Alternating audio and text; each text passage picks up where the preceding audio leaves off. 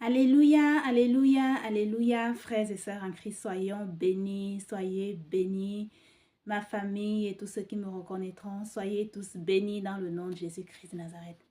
Ce que le Seigneur a fait pour moi, mes frères et sœurs, je ne peux pas tout vous raconter.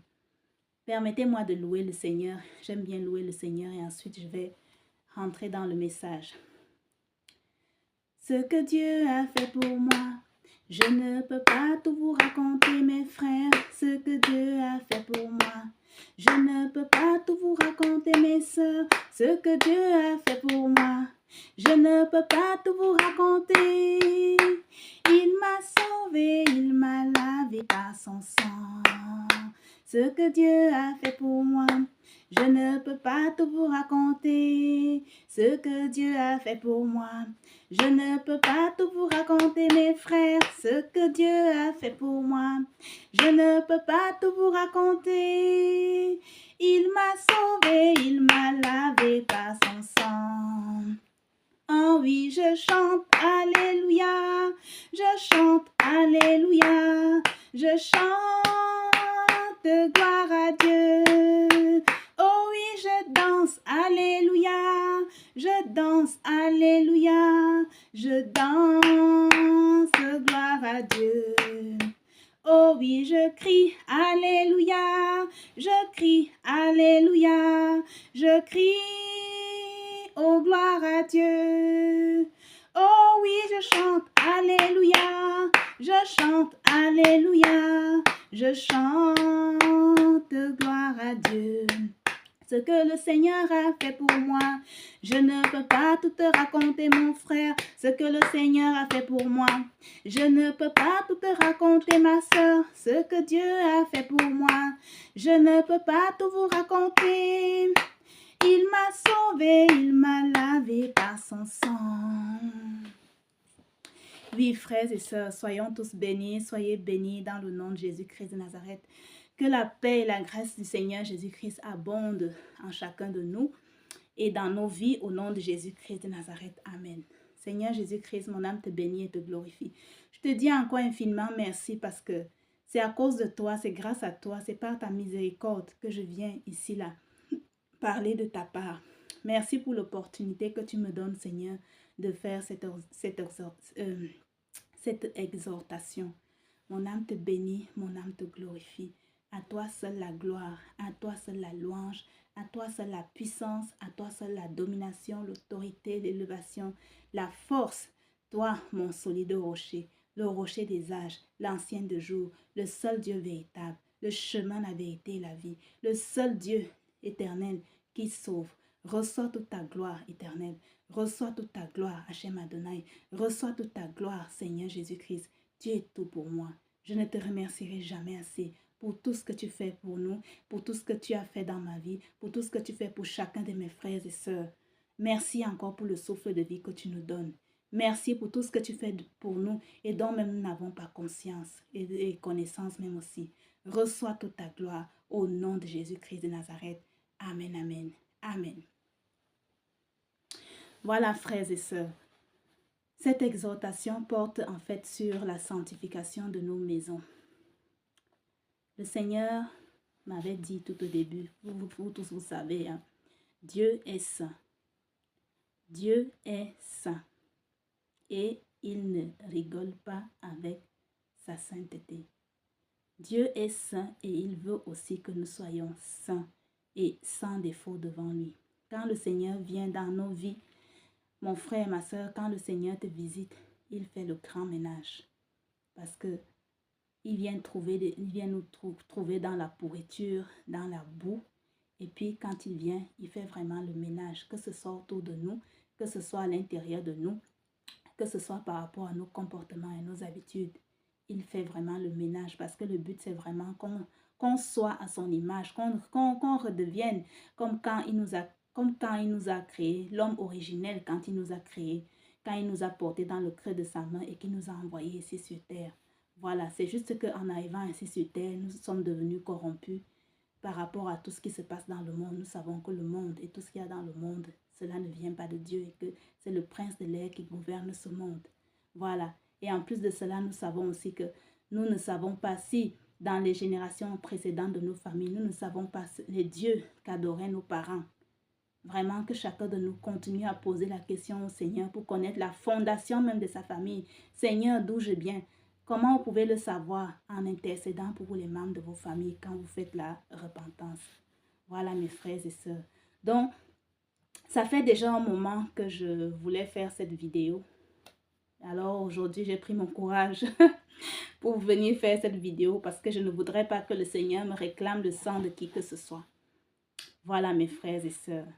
Donc, si vous voyez bien dans le livre d'Apocalypse 22, verset 11, je vais juste lire le verset qui nous intéresse. Le Seigneur dit que celui qui se sanctifie encore. Parce que, il dit, et que celui qui est saint se sanctifie encore.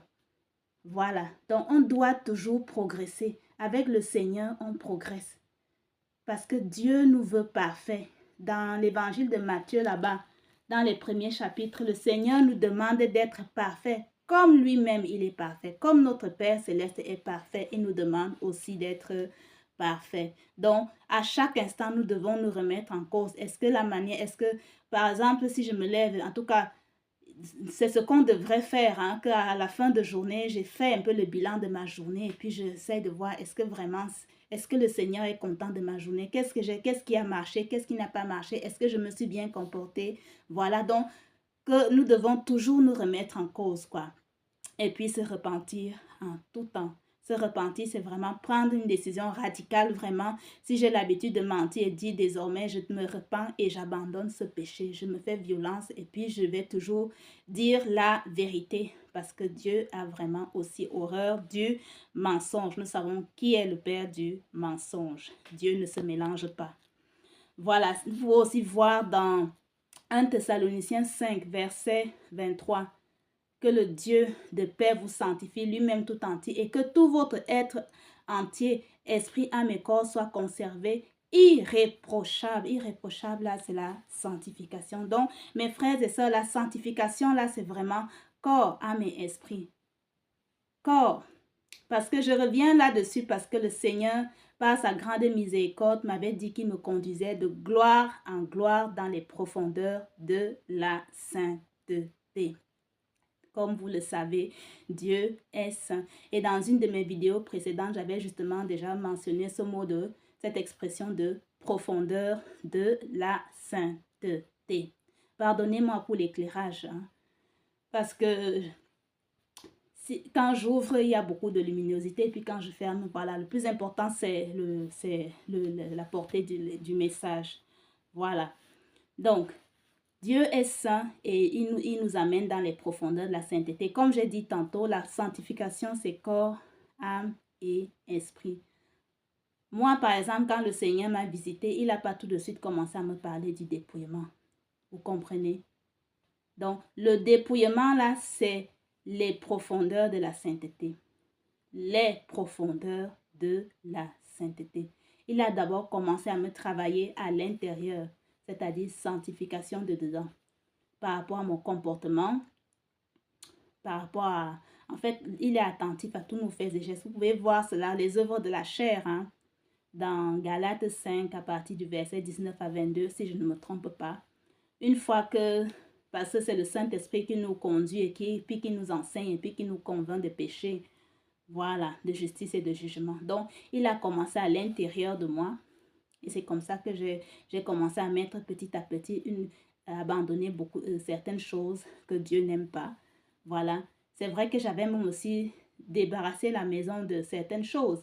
Mais voilà, le Seigneur me fait encore comprendre dans un de mes songes que c'est pas fini. Vous voyez, quand il dit là que celui qui est saint se sanctifie encore, nous devons toujours progresser.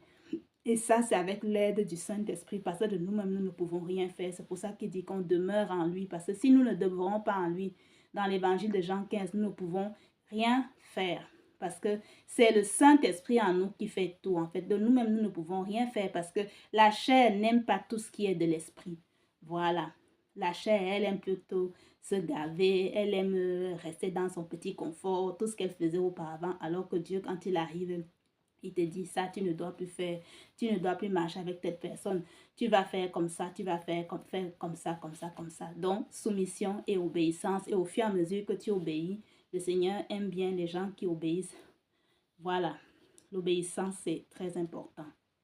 Donc, je disais donc que dans un songe, après que le Seigneur m'ait révélé par rapport à la vaisselle souillée, merci Seigneur, on s'est débarrassé de ça.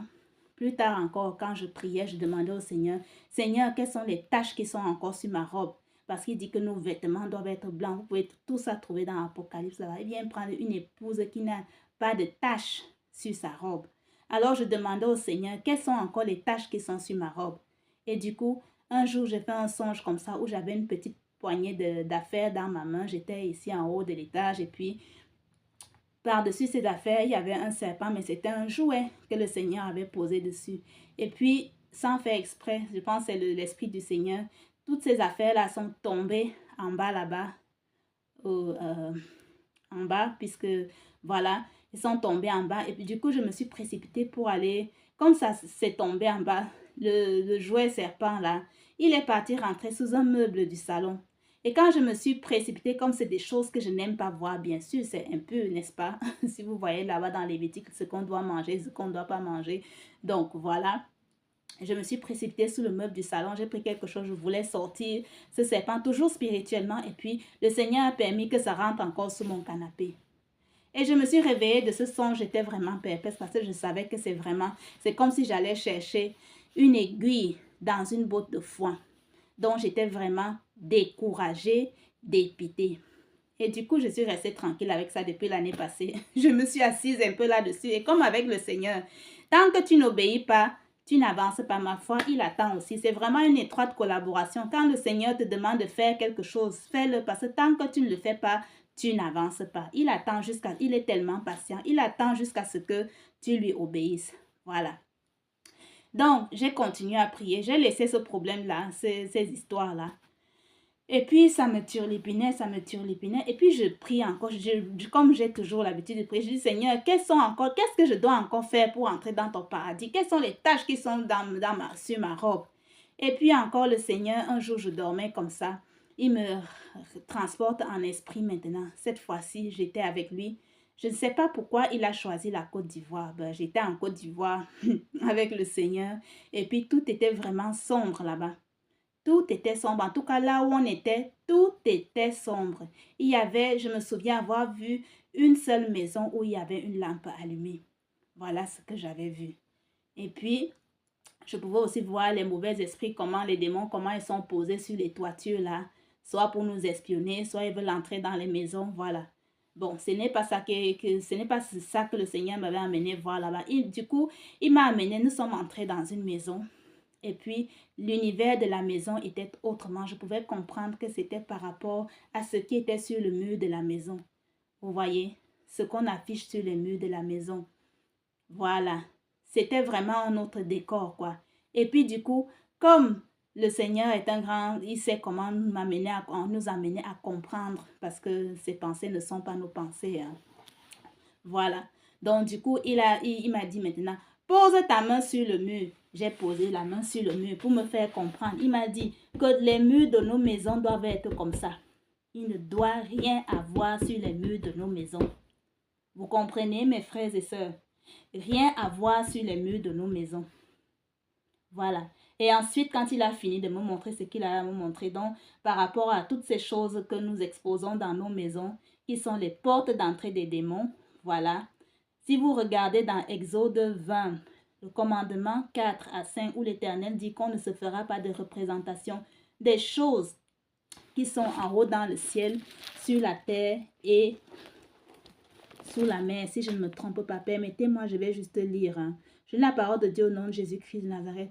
Tu ne te feras point d'image taillée, ni de représentation quelconque, des choses qui sont en haut dans les cieux, qui sont en bas sur la terre et qui sont dans les eaux plus bas que la terre. Tu ne te prosterneras point devant elles et tu ne les serviras point, car moi, l'Éternel, ton Dieu, je suis un Dieu jaloux. Moi, je m'arrête là. Parce que quand il a fini, quand on était dans cette maison, et qui me montrait le décor de cette maison. Et ensuite, il m'a dit, pose ta main sur le mur. C'est comme ça. Je vous dis, j'ai posé ma main sur le mur de la maison parce que le Seigneur voulait que je le fasse. Il m'a dit, pose maintenant ta main sur le mur. C'est comme ça que je veux que les murs de la maison soient. Il ne veut rien sur les murs. Et il disait que je déteste, le Seigneur a horreur de voir tout ce que nous affichons dans nos maisons. Tout ce qui est représentation là, de ce qu'il a créé là. Il a horreur de ça. Il a horreur de ça, frères et sœurs. Il a horreur de ça. Quand il était en train de parler, il disait qu'il a horreur de ça. Il déteste voir toutes ces choses-là qu'on affiche dans nos maisons. Qu'on laisse, voilà. Donc du coup, et ensuite, on est sorti de cette maison et on s'est séparés. Et du coup, je suis revenue dans mon corps puisque du coup, il m'avait ravi en esprit. Voilà. Et je suis restée avec cette histoire, je n'ai rien fait. Parce que je me disais, je vais commencer à faire comment pour enlever toutes ces choses dans ces maisons. Mon mari n'est pas converti. Comment est-ce que je vais faire? Et comme je suis restée là, perplexe avec cette histoire-là. Et puis, j'ai intercédé, j'ai souvent intercédé parce qu'on a tout par la prière pour que le Seigneur incline le cœur. Qu'il incline le cœur, qu'il touche le cœur des gens pour qu'on obtienne leur faveur. Voilà. Mais quand même, je n'avais rien fait. Hein. Je n'ai rien enlevé. Et puis, je continue encore à prier. Je dis au Seigneur, quelles sont les taches qui sont sur ma robe? Quelles sont les taches qui peuvent m'empêcher de voir ta face? Qui peuvent m'empêcher d'entrer au paradis? Et maintenant, cette fois-ci, le Seigneur est tellement merveilleux. Je priais comme ça. Je me repens tout le temps, puis je prie comme ça. Il revient encore me chercher en esprit. Cette fois-ci, hein, voilà maintenant le décor qu'il me fait voir. En fait, je suis dans un autre monde. Et dans ce monde-là, c'était vraiment comme le monde des dessins animés que vous regardez là. Et puis, je voyais le méchant loup qui se promenait là. Le loup, c'est l'ennemi, quoi. Il se promène là comme si de rien n'était. Tout lui est acquis, quoi. Il entre, il sort, il fait tout ce qu'il veut. En fait, le Seigneur est en train de me faire comprendre que tout ce qu'on affiche dans nos maisons là, c'est les portes d'accès du monde des ténèbres. Parce que nous détenons les choses qui leur appartiennent. Donc, du coup, l'ennemi rentre dans nos maisons et il fait comme il veut. Et comme Dieu ne peut pas cohabiter avec les ténèbres, Dieu se promène dans nos maisons pour nous livrer nos ennemis. Nos maisons doivent être propres et nous devons aussi sanctifier nos maisons. Et ensuite, quand j'ai fini de voir ce décor-là. Et maintenant, le Seigneur m'a encore plaqué cette fois-ci devant ce qu'il voulait que j'enlève ici dans la maison. Il m'a seulement plaqué comme il fait souvent faire. Et puis, je seulement dit, oui, j'ai compris, je veux tout enlever. Oui, j'ai compris, je veux tout enlever. Et ensuite, en fait, il m'avait ravi en esprit. Et ensuite, je suis revenue en moi. Ça, c'est toujours après la prière, quand je vais au lit. Voilà. Voilà, donc du coup, j'ai demandé au Seigneur de m'aider. Du coup, qu'est-ce que j'ai fait? J'ai commencé à enlever tout ça. J'ai commencé et puis j'ai mis ça en prière. J'ai enlevé. Vous voyez, j'ai dit que le serpent a été rentré sous le meuble. Du coup, le Seigneur m'a dirigé. J'étais fouillé le meuble et puis j'ai vu, il y avait des puzzles là-bas. Vous voyez les puzzles là? Les puzzles que les enfants font souvent là. C'est un puzzle avec des animaux, avec des dessins animés dessus. Ces dessins animés qui sont des démons ou bien des jeux là, Jumanji et puis je ne sais pas quoi. Des jeux de société là. Vous voyez? Et il y avait même encore sur ce meuble, j'avais un livre que mon fils m'avait ramené là. C'était le livre de Marie-Antoinette. Oh, je ne sais pas si vous connaissez l'histoire de Marie-Antoinette. Marie-Antoinette avait été décapitée. Elle est morte d'une mort atroce. C'est sa représentation qu'ils ont montrée dernièrement à l'ouverture des Jeux olympiques dernièrement. Alors, vous vous imaginez, moi, j'ai Marie-Antoinette dans ma maison. C'est quel esprit qui va dominer là? Esprit de mort, quoi. Donc, du coup, j'ai enlevé toutes ces choses-là aussi. Et puis, j'ai enlevé ce qu'il me demandait sur les murs. Et puis, je continue de prier pour qu'il me guide encore, qu'il me montre s'il y a encore des choses, tout ce que je dois enlever vraiment, qu'il incline le cœur de mon conjoint afin qu'on enlève tout. Donc, frères et sœurs, la parole de Dieu nous dit dans l'évangile de Jean 14, verset 30. Je vais juste lire ça. Le Seigneur a dit dans l'évangile de Jean, Jean 14, verset 30, qui ne parlera plus guère avec nous parce que... Pardon. Oui, il ne garde, le verset qui nous intéresse, c'est ça. Il dit, il ne parlerait plus guère avec nous car le prince du monde vient, mais il n'a rien en moi. Donc, en fait, le Seigneur vient nous prendre. Mais quand il va venir nous chercher pour l'enlèvement, il ne faut pas qu'il y ait rien de Satan en nous, même en notre possession. Vous comprenez? Parce que, par exemple, quand je mets des jouets dans ma maison, des animaux qui sont sous forme de jouets, les jouets là qu'on achète à nos enfants là, ou bien des tableaux qui représentent des animaux, je ne sais pas quoi dans nos maisons, le problème c'est que nous enfreignons le commandement là, Exode 20, verset 4, et comme Dieu, lui, se fie à sa parole, ça c'est déjà la désobéissance et ça appartient à l'ennemi. Et comme ça appartient à l'ennemi, je vous ai dit que quand il m'a ramené encore en esprit, il m'a montré le décor de la maison. Vous voyez nos maisons comme ça là. Spirituellement, c'est un autre décor, hein? C'est un autre monde avec toutes ces idoles, toutes ces choses souillées là qui appartiennent à l'ennemi qui sont dans les maisons. Du coup, la maison que vous voyez le jour là, ce n'est plus la même chose spirituellement. Et l'ennemi se promène comme il veut. Donc la maison a aussi une âme, quoi. Et il y a un monde parallèle. Donc, voilà pourquoi le Seigneur dit que quand il va venir, il ne faut pas qu'il trouve quelque chose du prince de ce monde en nous. Et c'est ça qui constitue les bagages. Quand vous entendez bagages spirituels, là, la sanctification, c'est corps, âme et esprit. Par exemple, quand j'achète quelque chose au marché, cette chose s'attache à moi aussi spirituellement, surtout si c'est quelque chose qui est souillé. Ça s'attache à moi spirituellement et puis je dois prier. Non seulement je dois me repentir parce que j'ai enfreint le commandement de l'Éternel par rapport à toutes ces choses souillées qui sont dans la maison. Et ensuite, je me repens par rapport à cela. Je lui demande vraiment pardon d'avoir mis toutes ces choses-là dont il a horreur et dont il déteste.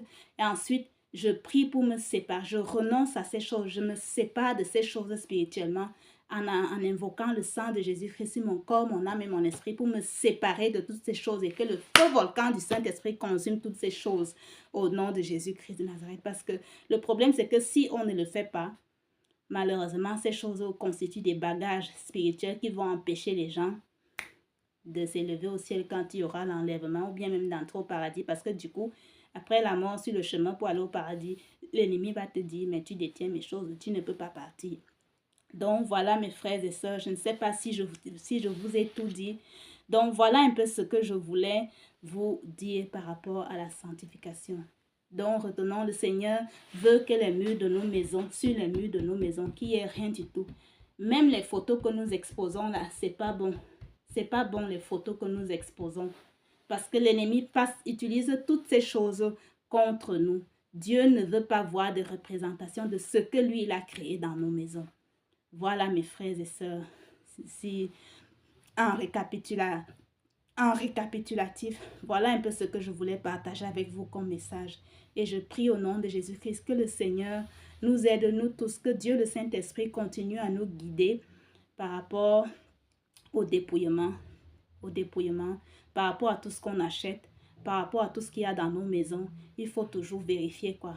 Pour ceux qui ont des enfants, on ne sait pas ce qu'ils ramènent dans les maisons, dans nos maisons, quand ils sont à l'école ou quand, oui, même les cadeaux qu'ils reçoivent, on doit toujours être vigilant, quoi. Et même ce que nous-mêmes nous achetons au marché, nous devons toujours prier et demander vraiment que le Saint-Esprit nous conduise dans tout ce qu'on fait. Voilà mes frères et sœurs, je vous remercie de m'avoir écouté.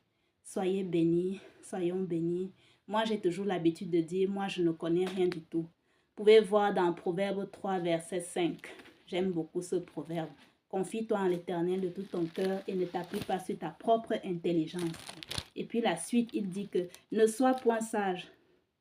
Le verset 6 dit, reconnais l'Éternel dans toutes tes voies et il aplanira tes sentiers. Et le verset 7 dit, ne sois point sage à tes propres yeux. Frères et sœurs, ne soyons point sages à nos propres yeux. Craignons l'Éternel et détournons-nous du mal. Parce que Dieu, lui, il est esprit. Nous sommes faits de chair. Et pour arriver à la dimension de l'esprit, ô Seigneur, que le Dieu nous aide. Donc, quoi qu'on fasse, même quand on rêve là, quand on rêve, c'est nous en esprit, qu'est-ce qu'on est en train de faire? Est-ce qu'on fait toujours le bien dans nos rêves pour ceux qui retiennent leurs rêves?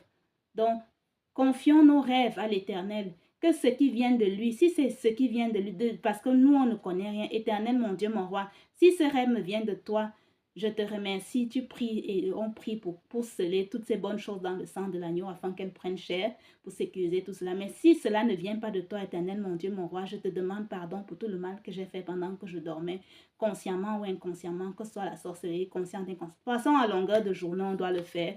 Et ensuite, on prie l'Éternel pour que son règne... Moi, c'est comme ça que je fais. Je prie l'Éternel pour que son règne vienne à tous ces endroits où je me suis retrouvée spirituellement.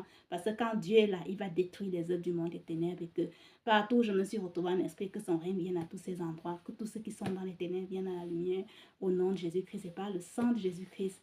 Je me retire corps, âme et esprit de partout où je me suis retrouvée spirituellement au nom de Jésus-Christ de Nazareth. Amen, amen, amen. Merci Seigneur. Pardon, pas Seigneur. Merci frères et sœurs de m'avoir écouté. Vraiment que le Seigneur nous aide, qu'il nous aide.